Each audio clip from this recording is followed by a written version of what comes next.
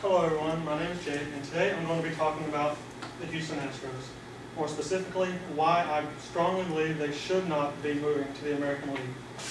Now, as a lifelong Houston Astros fan, and yes, they do exist, I've watched numerous games, and most of the time they have been against National League teams. However, with the move they're about to do next season, they'll be playing against brand new teams, brand new stadiums, and just throwing away 50 years of rivalries that the Astros have developed in the National League. Also, the way they were pretty much forced to move to the American League by the commissioner was just wrong, and some people have even called it extortion.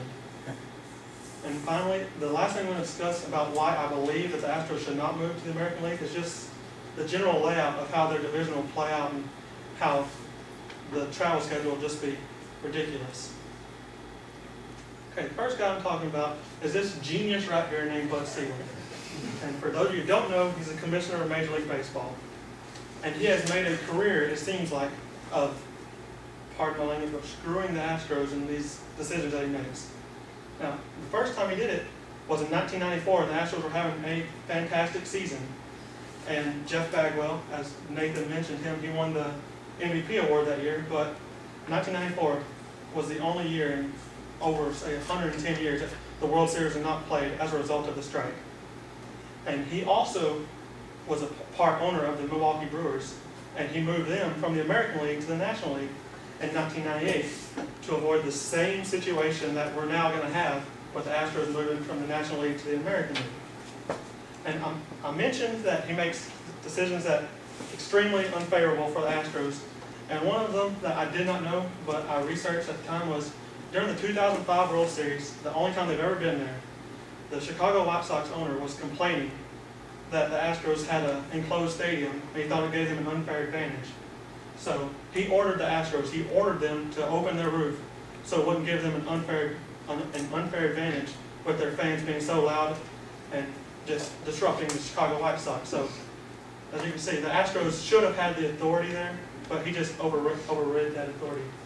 And the last thing I want to talk about with him is, some of you might remember Hurricane Ike in 2008, and the Astros were in the middle of a playoff race. It's about the last one they have been in, and Hurricane Ike get flooded downtown Houston. Not flooded, but it was really difficult for the fans to get out there. So he made the decision to move a home series that they were supposed to play against the Chicago Cubs, move them from Houston to Milwaukee.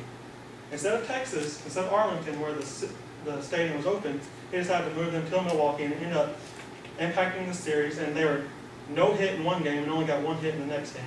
And that just destroyed their playoff chances for that year.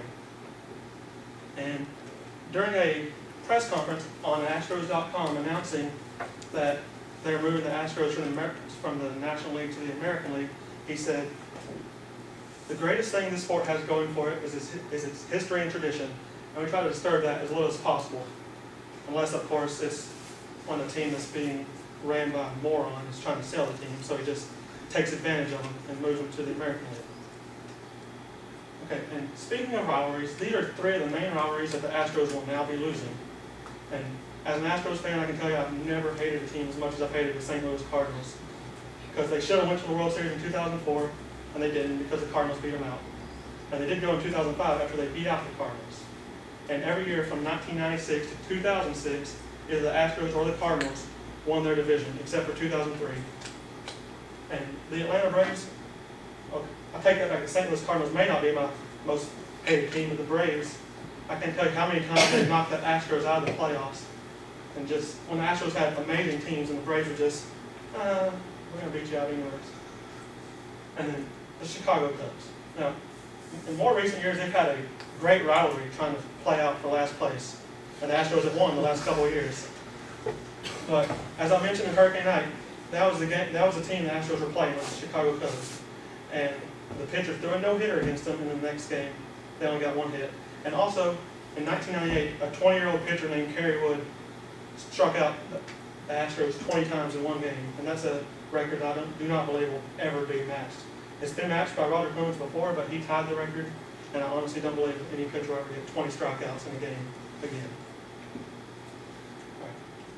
And the last thing I want to talk to you about today is just this is the current Major League layout, those cities, and you see Toronto up there. And the lime green in Texas, the north one is Arlington, and now the lime green one down there is Houston.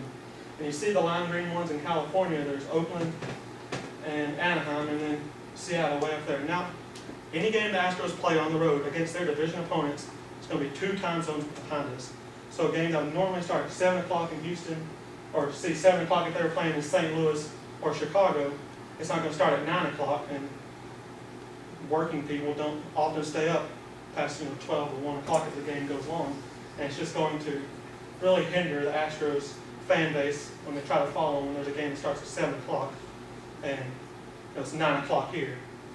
And also you can see the closest team they have is the Rangers, but other than that, the next closest team is Anaheim. And it just seems like a ridiculous layout the way Major League Baseball has all these divisions set up. And I honestly believe a better division setup would be like the one the NFL has, where there's a north, east, south, and west instead of west, central, east. That would really cut down on travel time, which at a time when the energy crisis is still going on, we need to try to conserve fuel any way we can. But no, we try to just spread out teams and make them fly as much as possible. Okay.